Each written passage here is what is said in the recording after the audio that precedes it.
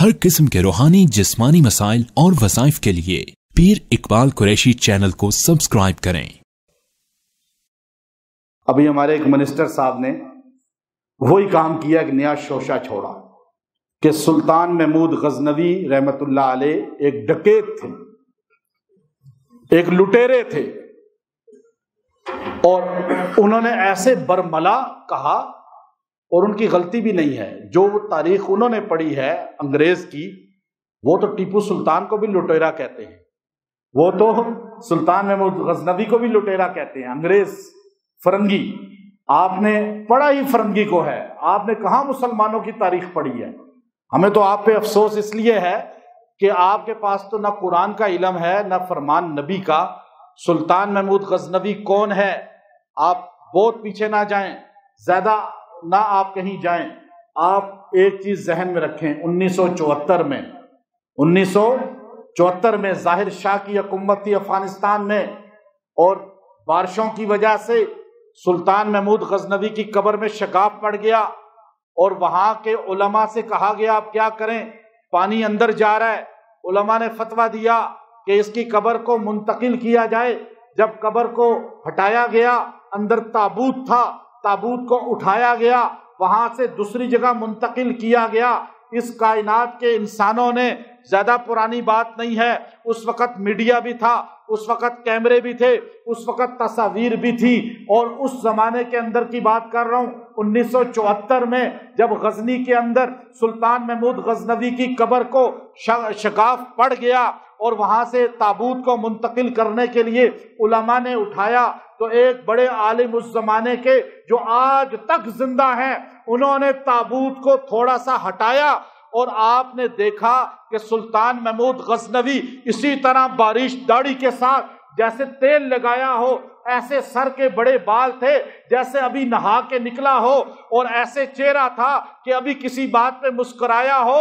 لیٹا ہوا تھا وہ اللہ کا شیر، جس کے جسم کو 1000 سال قبر نہیں کھا سکی، مٹی نہیں کھا سکی۔ یہ بات پتہ چل گئی، جو رسول اللہ کا غلام ہوتا ہے اس کا کفن بھی کبھی میلا نہیں ہوتا۔ اور تم کہتے ہو لٹیرا تھا۔ 1000 سال جس کا جسم محفوظ رہا، 1000 سال۔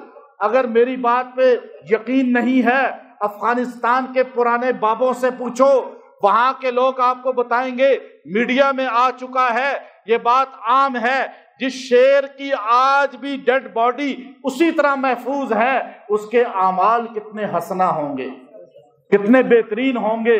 تو سلطان محمود غزنوی کوئی عام آدمی نہیں تھا۔ آج ہم جو یہاں بستے ہیں، ہم پہ احسانات ہیں اس غزنی والوں کے، اس خطے والوں کے۔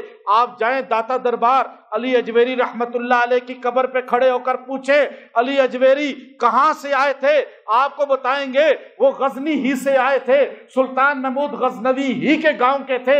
آپ اجمیر کی دھرتی پہ چلے جائیں، آپ جا کر اجمیر والوں سے پوچھیں معین الدین چشتی اجمیری کہاں سے آئے تھے، آپ کو بتائیں گے اجمیر ہی سے آئے تھے، جو افغانستان کا خطہ تھا۔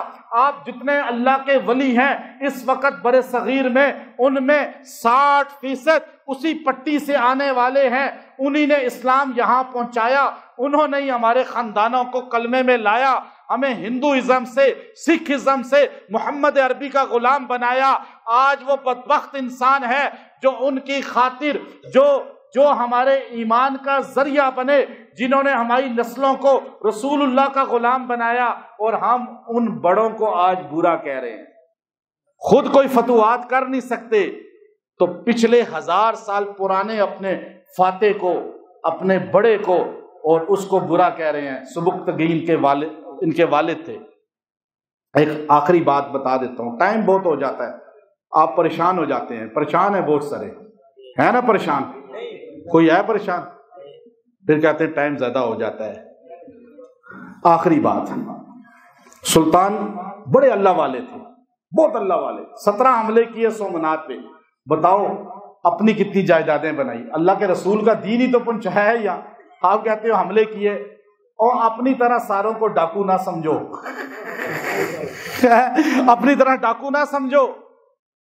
کبھی کوئی اللہ کا ولی بھی ہوتا ہے، کوئی جہاد بھی کرنے والا ہوتا ہے، جس کے بارے میں تم یہ کہہ رہے ہو اس کا ملک 1 روپے کا مقروض نہیں ہے، اور ہم تو قرضے تھلے دبے ہوئے ہیں۔